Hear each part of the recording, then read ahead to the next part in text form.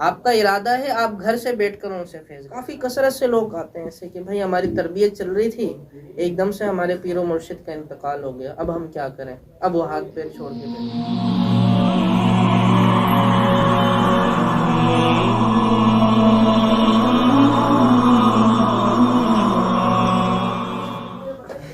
اسی سے ملتا جلتا ایک سوال یہ ہے کہ کیا اولیاء کرام اپنے مزارات سے تصرف کر جاتے ہیں روحانی طور پر؟ اور اگر مزارات سے اگر وہ تصرف کر جائیں تو پھر ان کے مزار پہ جا کے استمداد کا کیا طریقہ ہونا چاہیے؟ تصرف سے مراد یعنی چلے جائیں؟ ہاں، روحانی طور پر کسی اور جگہ تصرف کر جائیں. اس حوالے سے بالکل ایسا ہوتا ہے کہ مزارات اولیاء پہ جب جاتے ہیں نا تو بزرگوں سے ہم نے سنا ہے، کہتے ہیں کہ بھائی جب ہم گئے تھے تو وہاں پر نہیں ملے، وہ کہیں اور تھے، وہ اس طرح کی باتیں جو ہے نا وہ بالکل ایسا ہوتا ہے.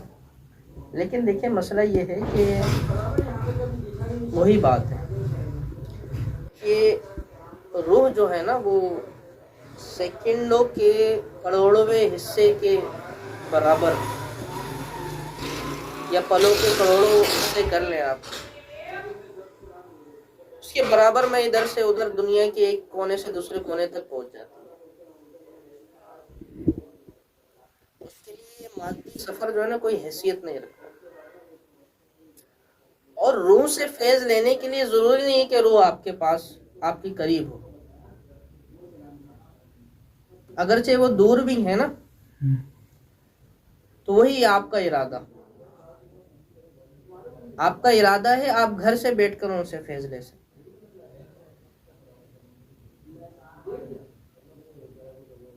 اصل میں سارا مسئلہ خود کا ہے اپنا. یہ جو ریسیور ہے نا یہ صحیح نہیں ہوتا. کیا جس کو ریسیو کرنا ہے فیض اس کو صحیح کرنا ہے. جب یہ صحیح ہو جائے گا تو پھر بھلے کہیں بھی ہو. جیسے ہوتا ہے نا لوگ پریشان ہوتے ہیں، شیوخ کا انتقال ہو جاتا ہے اچانک، کہتے ہیں بھائی وہ ہم اپنے کافی کثرت سے لوگ آتے ہیں ایسے کہ بھائی ہماری تربیت چل رہی تھی، ایک دم سے ہمارے پیر و مرشد کا انتقال ہو گیا، اب ہم کیا کریں، اب وہ ہاتھ پیر چھوڑ کے بیٹھ جاتے ہیں. اب ہم کیا کریں، ہم تو جو یتیم ہو گئے روحانی طور پہ اور کوئی بھی نہیں ہے ہمیں، اب ہم کس پیر کے پاس جائیں. سنا ہوگا آپ لوگوں نے بھی کئی بار ایسا ہوتا ہے. تو یہی معاملہ ہوتا ہے، ریسیور خراب ہوتا ہے اصل میں. جبکہ آپ نے فیض کس سے لینا ہے، شیخ کی روح سے لینا ہے نا. اور جب شیخ حیات تھے تو ان کی روح جسم میں قید تھی،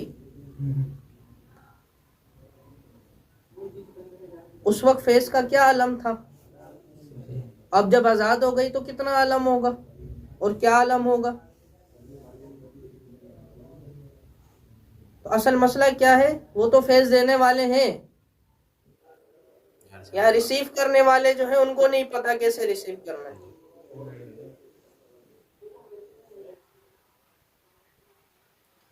کوشش کرنی چاہیے کہ ہم جو ہے نا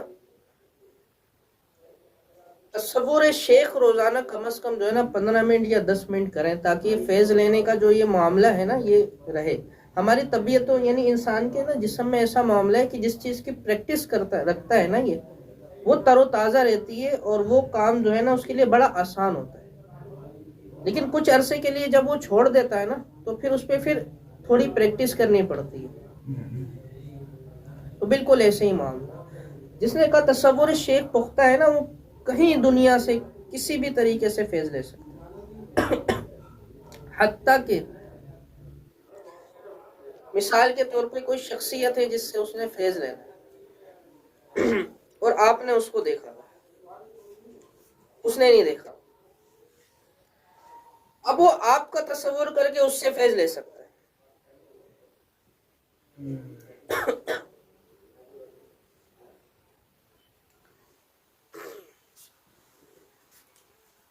وہ یہ ریسیور صحیح اور چلانا آتا ہو.